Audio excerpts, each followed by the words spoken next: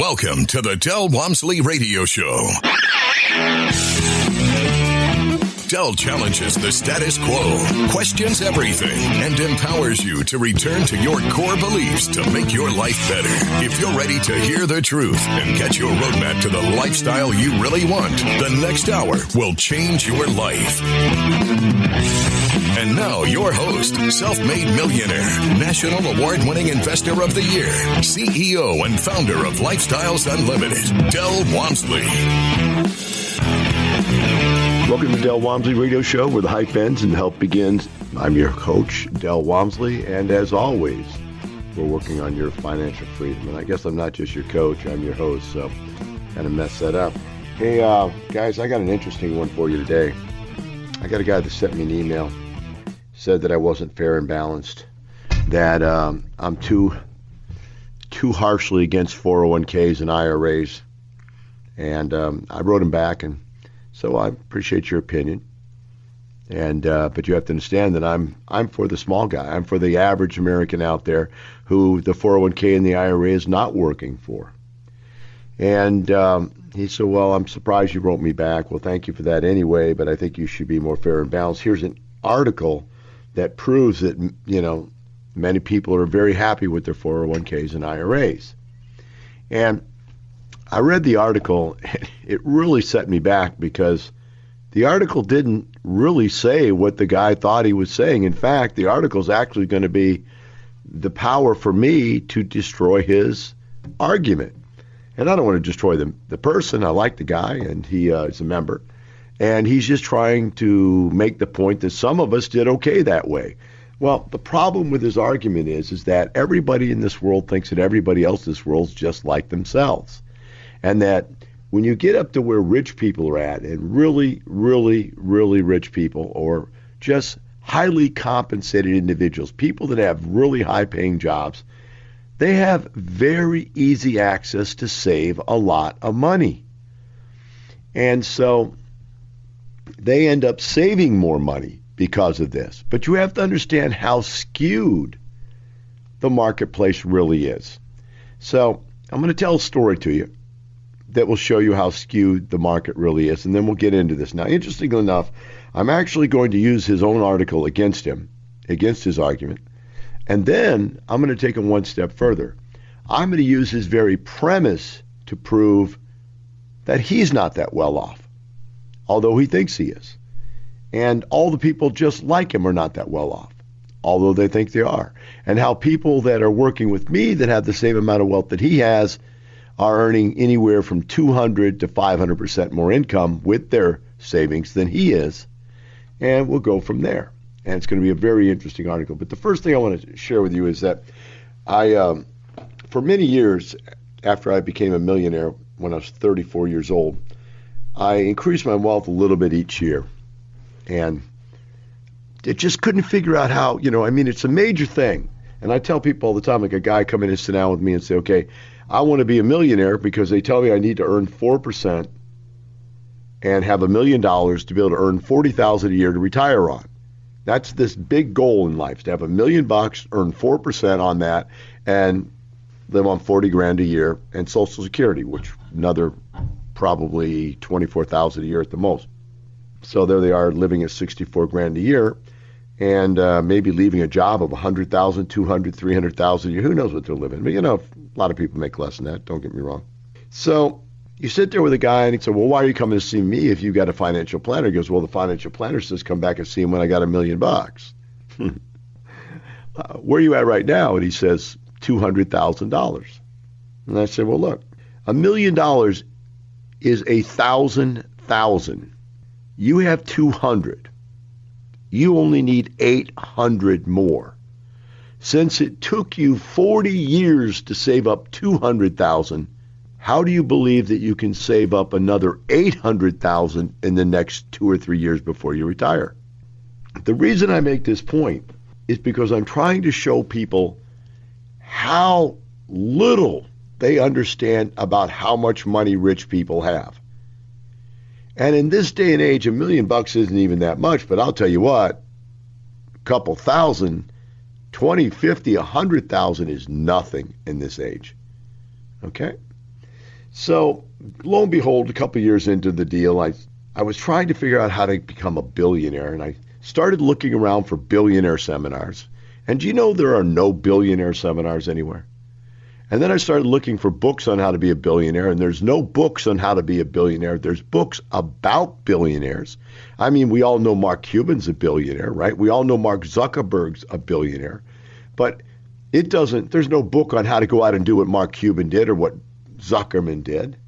There's no training ground for being a billionaire, right?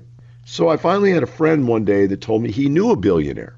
And I said, could you hook me up with a consultation with the guy? And so the guy flew all the way in from California to Houston in his Learjet to have breakfast with me. The guy was unbelievable. You know how really, really rich people have the best clothes, the best haircut, their fingernails are manicured. He comes up in a limo, he's got a bodyguard. But when he sat down, he was just the nicest guy in the whole world. He was actually from Houston. And he was the guy that invented the idea of drive time traffic reports by helicopters. And they don't do them anymore now because they have cameras, but before they had to have a helicopter up there to see what was going on. He came up with this idea, sold it all over the country, and became a billionaire. So I sat down with the guy, and I said, look, I'm trying to figure out how to become a billionaire. And the guy goes, well, let me ask you this. What can you start with? What amount of money can you put up right now for us to go invest? And I said, I can come up with $10 million right now. I'm good for $10 million. Let's make this thing happen. And he said to me, he said, Del, there's 1,000 million in a billion. You have 10. You only need 990 more. He said, how old are you? I said, 50. He said, you're never going to make it. It's impossible to do what you want to do. And then he made this point. He said, Einstein said it best when he said, you can't solve the problem at the same level of thinking the problem was created at. Your very concept of how you think you're doing so well making money because you're a millionaire means nothing to someone who is a billionaire. It's small potatoes.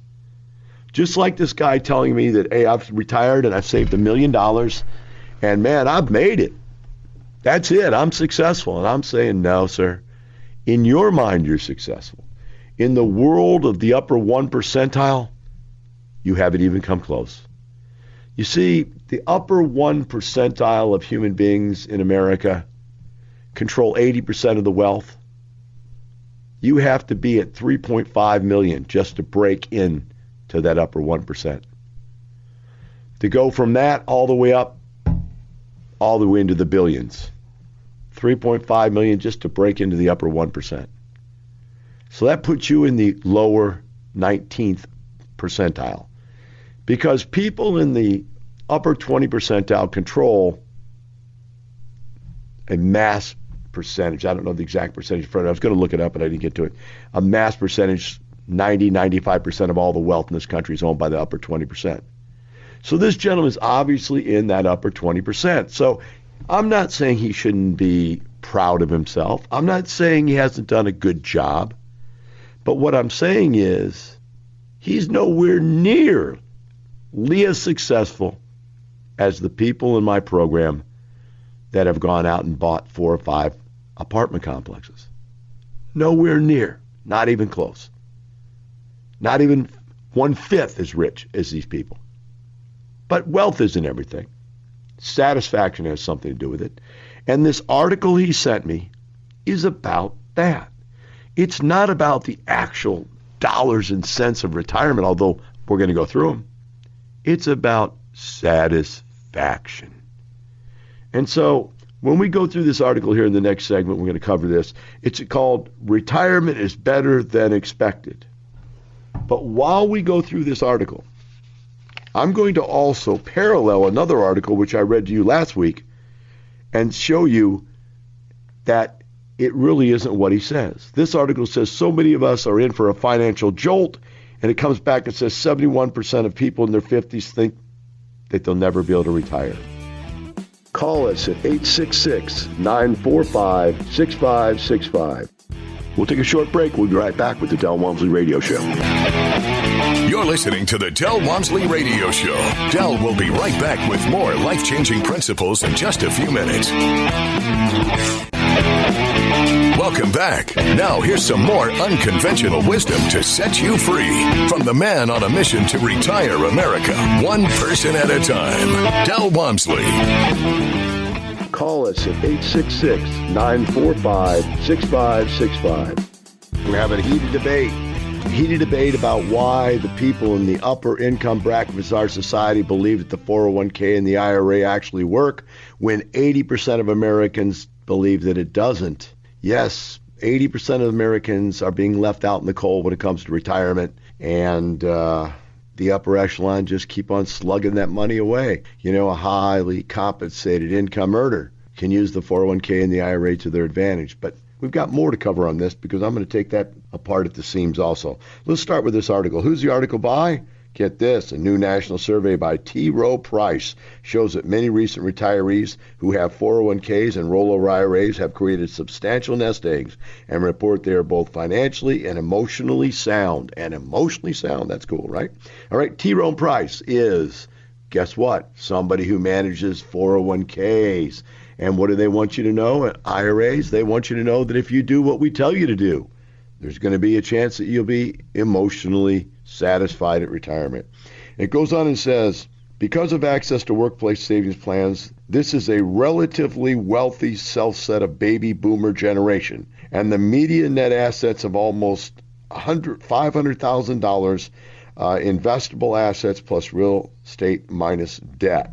So in other words, what they're saying is they're talking to people that have over $500,000 net worth, including their real estate, by the way. So the article's already disingenuous. Are you with me? It's already disingenuous by the fact that it's saying that the median is $500,000, okay? It's also saying that that's of their real estate, and their stocks and bonds. Do you realize that most Americans, especially the conservative ones that work hard, put their money in their 401k, that somewhere around 40 to 50% of their net worth is in their personal residence? And so, to say these guys have $500,000, but really half of it's their personal residence, come on, guys. I'm going to take this thing apart paragraph by paragraph because you can see it's crazy. Okay, now I'm going to read you that other article, and it's interesting. It says, according to the Wells Fargo study, almost half of the non-retirees in this study were not confident that they would have enough to live on after they retired. The lack of confidence jumped to 71% for people in their 50s. The group's median amount saved for retirement was $20,000. All right? That's far below the minimum benchmark of $500,000 that was found to be the happy point. There it is. Both articles say the $500,000 is the happy point, right? Where you are emotionally sound. But are you financially sound? Have you gotten anywhere near close to be able to make it work? Well, let's turn it over here to the next page and go into this a little bit further because I think it's a little bit disingenuous. Again, it says nearly half of married couples, it goes, the key difference is marital status of whether you're successful or not successful. In other words, what this article says, I'll paraphrase it, is that married couples who both spouses work are able to save twice to 3 times as much as single people because they are splitting their overhead and they have 2 jobs, 2 executive jobs, and they can fill up 2 IRAs, 2 401ks, etc., is what they're saying. And so they go on to say that nearly half of all married couples in this group, remember, this is a very, very small group of people that they looked at that, let me define that for you again, they said it right here, a very, very small targeted group of individuals that are a relatively wealthy subset of the baby boomer generation. I just want you to get that so you don't lose track. They went out and picked the people they wanted to talk about, right? And they said that the married couples have between $500,000 and $2.5 million net worth, and the single people have anywhere from $50,000 to $500,000 net worth in this hand-picked group of people. Do you understand what I'm saying? This is not the average person. This is a hand-picked group that they're using for their demonstration, for their advertisement, for their marketing ploy, whatever it is they're doing here. All right? Now, we got to go on to the next part of this because it gets even more interesting. The next section of the article says, these people are very mindful of their savings. and they control it very carefully. And it says they are also being careful about drawing down their retirement assets. The median annual withdrawal was 4%, in line with what financial advisors often recommend. All right? Still, 29% withdrew just 1% or less. They're thinking the balance has to last a long time. All right? Goes on and says significantly, 60% say they would rather reduce their income to adjust for swings in financial markets rather than continue to withdraw a fixed amount from their retirement account. In other words, this new crop of retirees understand the need for flexibility to preserve the assets because of the volatility of the stock market. So there you go. What happens when the stock market crashes down and that $1 million becomes $600,000, right? And that $1 million becomes $600,000. Then what do? Well, what they have to do is drop down and take only 1% or less, right? Now let's go back over here to the numbers again. Let's go back to this other sheet of paper, and they're saying, okay, single people are going to withdraw 4%.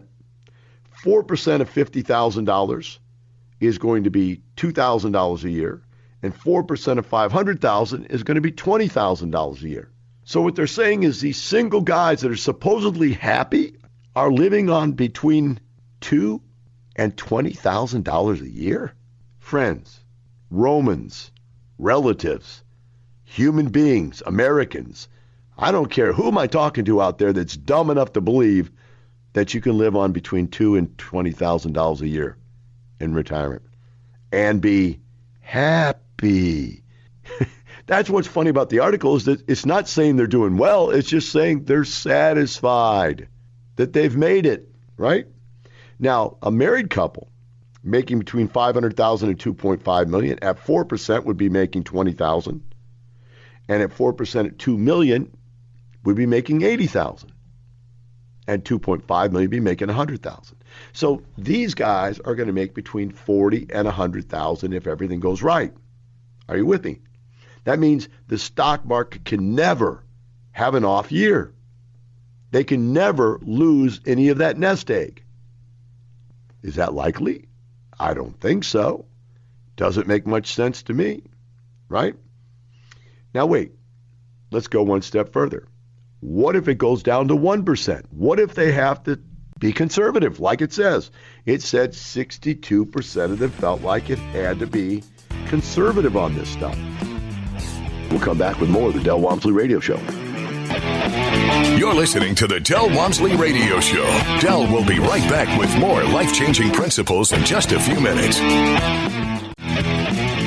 Welcome back. Now here's some more unconventional wisdom to set you free from the man on a mission to retire America, one person at a time, Del Walmsley. Welcome back to Del Walmsley Radio Show. Our number here is 866-945-6565. If you'd like to get into this conversation about whether or not the 401k and the IRA is actually beneficial for the average person out there.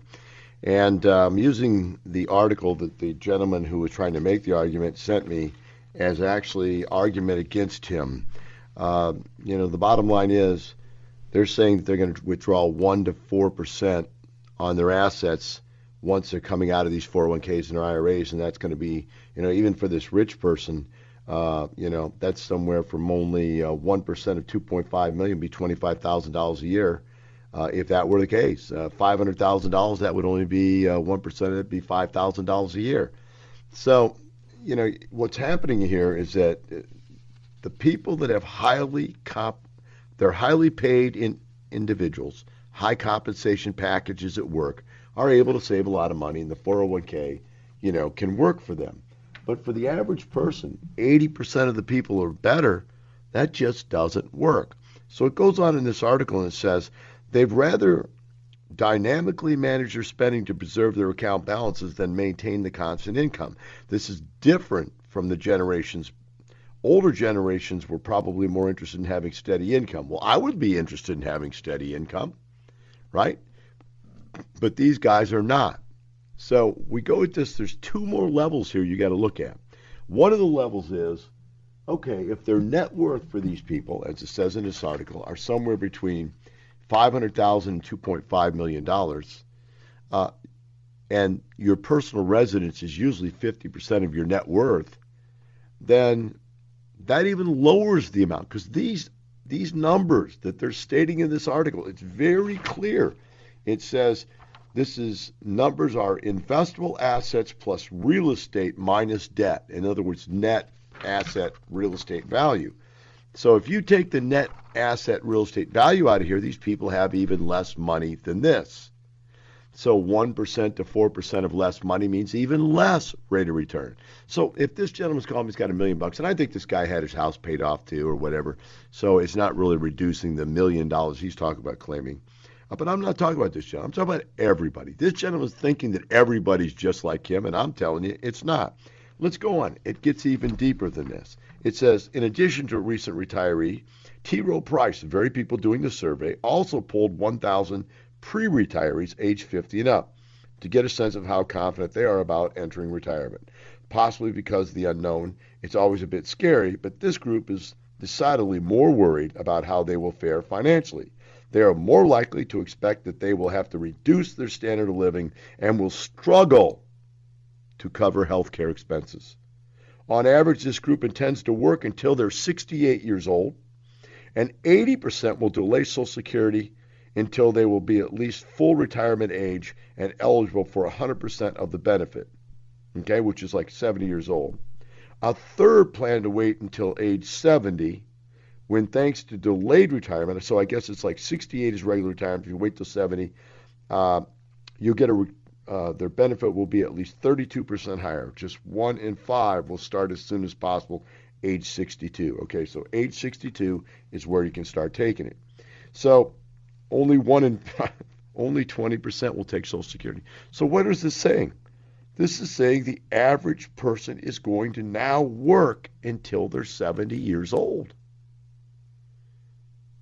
Now, you got to ask yourself, is that really even retirement? That's not retirement. That's death. That's falling asleep and waking up dead. It's ridiculous to think you're going to work till you're 60. I can barely get out of bed in the morning. I haven't worked since I was 34. I have no idea how people are working. It drives me crazy. Now let's go one step further, because there's more to this than this. There are people out there that have just as much money as this gentleman that has the $1 million that's making this argument that I'm too harsh about how bad 401ks are. But I have members that have millions of bucks. And my members are earning anywhere from 10 to 20% on their correctly done real estate investments. So if you've got $1 million, you can earn 10%. That's $100,000 a year. That's quite a bit different than $40,000 a year. At a 20% return, if you've got a really good real estate investment deal, you're earning $200,000 a year. At $500,000, right? At $500,000, you could be earning $50,000 a year instead of only $5,000 a year. That's a whole lot different. Or instead of $20,000 a year. It's 150% more. I don't see why you would want to take the lower amount. It makes no sense to me. If you've got $2 million, wouldn't you want to live on $400,000 a year instead of $80,000 a year? Just doesn't make any sense to me at all. I can't wrap my arms around that kind of logic. It makes no sense at all. And so I have millionaires with me. But what I want to make this point to you is this, is that on the average, the people that come into us, they don't have $1 million. If you look at the average, they don't have anywhere near that. If you look at the median, they don't have anywhere near that. There are people that come in as millionaires when they come in. But those guys are looking to replace $200,000 and $300,000 a year paychecks, and they don't want to go down to $40,000 or $50,000 a year. So even if you got $1 million in the bank and you had a $300,000 or $400,000 a year job, you're not going to be happy with making even $80,000 a year. It's not going to be enough for you. After taxes, you're only going to take home $60,000. That just doesn't make any sense, right? So I would suggest that I am not too harsh, and note, I am not too brutal on 401ks and IRAs, because for 70 to 80% of Americans out there, it's a failed experiment. It didn't work. It didn't get people to where they need to be, and the people are not happy. And those people are finding us. They're finding us here at Lifestyles. They're coming in. They're having an aha moment, an epiphany moment, like I had this weekend, the 2-day seminar. People come in and they go, it's amazing. They come up to me and say, man, I heard you on the radio. It sounded good. It made some sense, but I just couldn't wrap my arms around it. I couldn't get it. And now I get it. Some people get it in the first half of the first day. Some people get it in the last half of the last day. But when it finally strikes you and the light bulb goes on and you realize you are going to be able to retire with a great lifestyle between 2 and 7 years from now, and you've got to be really, really in bad situation to take 7 years. But hey, I'm just trying to be open-ended about this thing and saying, hey, let's be fair. Some people can retire immediately. In fact, one guy had brought 2 buddies this weekend, and he was telling this story. It was a laugh. He goes, 2 years ago, my wife and I were sitting there, and I told her there's no way I could ever retire. It just won't happen because my hobby's too expensive, and we don't have enough money. It ain't going to happen. He was sitting there now, 2 years later, and he was retiring in 274 days.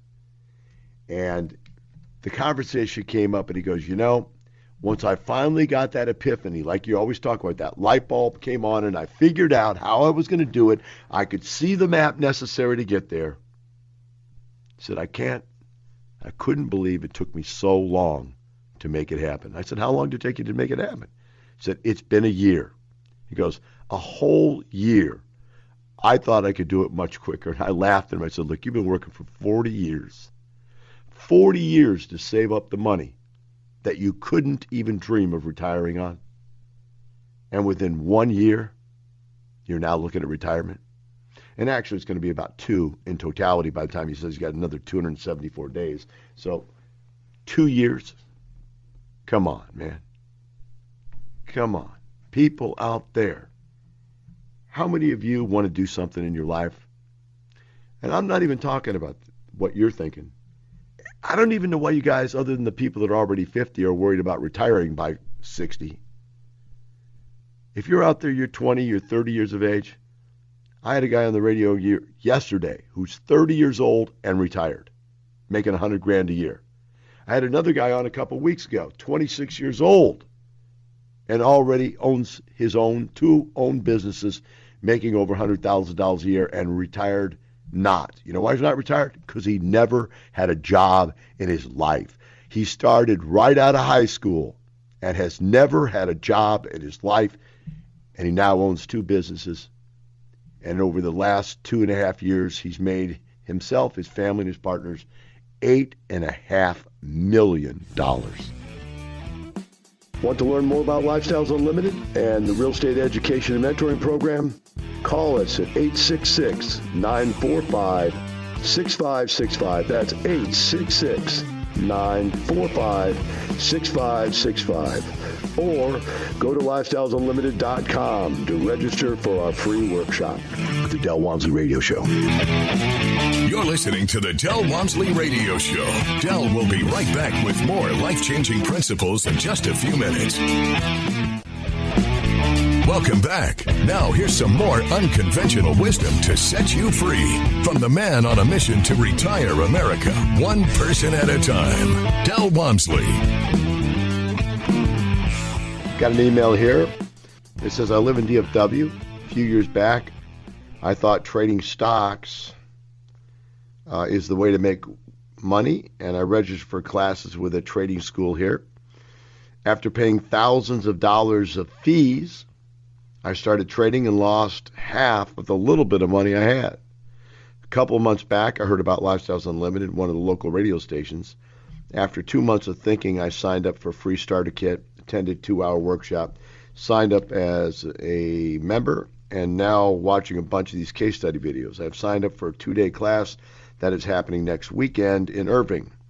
I still have that once bitten, twice shy mindset. I think I would get out of this mindset once I see some personal success. I'm planning to set a goal to earn $400 cash flow in real estate by the end of 2015. Not sure if this is an aggressive goal. Hey, look, $400 a month cash flow is not a problem unless you have no money to invest. That's one house can give you that. So that's not a problem, and that's not overly aggressive. But I do want to make this point to everybody out there. All right? This poor lady signed up for one of these stupid stock trading courses. Do you understand that trading stocks on a daily basis like this is really nothing but gambling? You might as well sign up for how to cut cards or how to play cards, because it's just insane. You're going to lose. The odds are against you. It isn't going to work. And you know what? I want to add this to it. And so is every other real estate course out there that has to do with flipping and wholesaling and working your butt off and busting your butt and taking advantage of people and selling stuff too high and buying it too low and ripping people off. Guys, we're not doing any of that. We're buying assets that make us passive streams of income, and we're growing our wealth. I don't like any of that other stuff, and I especially don't like day trading programs and courses. So I'm very sorry that happened, and I'm very sorry when any of those other courses get a hold of people, and I get to them after those courses and they've lost their money, and that which they could have done before those guys had got to them has now been diminished. 877-655-6755. Holding now is Tony from California. Tony, how can we help you today? On a rental property. I got a couple houses here in San Francisco. I've been renting them for a few years now, and what I want to do is sell them, but I want to avoid paying the capital gains. What are my options so I don't have to do that? Okay, what you're going to need to do is use something called an IRS 1031 tax-free exchange. Okay. The way that works is when you sell your properties, instead of taking control of the cash at closing, you're going to have a 1031 company that will come in, put the documents and the paperwork together for you, which will say at closing that we're not actually taking the money. We're going to put it into a escrow account, and then we're going to go out and identify within 45 days properties that we would like to roll the money into, or in other words, buy some different properties. You have to be able to identify which properties you want within 45 days, and then you have to close on them within 180 days from when you closed on your first properties that you just sold. If you do that, then all of the capital gains and, by the way, all that depreciation you've been taking, which you would have had to recapture, all of that also will roll into the new property. Okay, now this new property that I get into, could I purchase this property and live in it, or does it have to be a rental property as well? Has to be an income-producing property. It has to be an income-producing property. Correct. Gotcha. Okay. Well, thank you so much for the info. No problem, Tony. What city you live in out there? San Francisco. San Francisco. Good to have you as a listener, man. Call in anytime. All right. Thanks a lot. All right. Thank you. 866-945-6565. Email says from Annabelle. I guess that's how you pronounce that.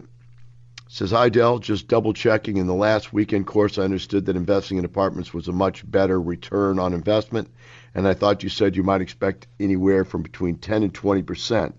Is that a monthly return? No, you misunderstand totally. That's an annualized return on your investment. Between 10 and 20% is the number that I quote on a realistic basis. When you buy properties in an appropriate manner, do it correctly, you should be able to earn somewhere between 10 and 20% on cash flow. If you don't hit that number, you shouldn't buy the property unless it's a yield play property. A value play property where you know you don't make that much up front, but you're going to turn it around and then you're going to make a lot of money on capital gains on the other end of the transaction. So other than that, now, there is one other thing in this email that's important, and that is he's talking about why I believe that apartment complexes are more valuable or more profitable than single family. It's not necessarily because of the cash flows, because they're the same. By the time you pay for the management, the maintenance, the utilities, turnover, taxes, insurance, all that stuff, they come out about the same. So what is different? Well, what's different is when I buy an apartment complex, and let's say I put my $100,000 in there, or whatever it is it takes, it could be $50,000. I put my money in there, and I go in and raise the rents by 10%. A 10% increase in rents is going to raise the value of the property, all right, in an amount equal to what I put into the property as a down payment. In other words, I'm going to have 100% capital gain on my invested portion of the deal. Now, you just can't do that with houses. What's even neater about that is that not only am I going to be able to make that money, I'm going to be able to go back to the bank within 90 days and refinance that money back out after I've stabilized the property and refinance that money back out. And now, whatever it was I put in, $50,000, $100,000, $500,000, or $1 million, whatever I put in, I've got it back, and I can go do it again. So the ability to continue to grow your net worth and grow your assets is much greater in the apartment industry than it is in the single-family industry. So my friends, today I hope I've proved to you that the argument that this gentleman said that I'm too harsh on 401ks and IRAs, I hope I proved that I'm not. That I'm here to protect the small to middle class investor and not the big, rich, highly compensated executive who already has $1 million in the bank. I can still help them, but remember, it's not the money, it's the life. The information and opinions you hear on the Del Walmsley Radio Show are those of the host, Del Walmsley, his guests, and his callers, and do not necessarily reflect the opinions of this station, its affiliates, its management, or advertisers. The Del Walmsley Show is for entertainment purposes only. Please consult a professional regarding your personal investment needs. Nothing presented on the Del Walmsley Show constitutes an endorsement, recommendation, offer, or solicitation to buy or sell any product or security.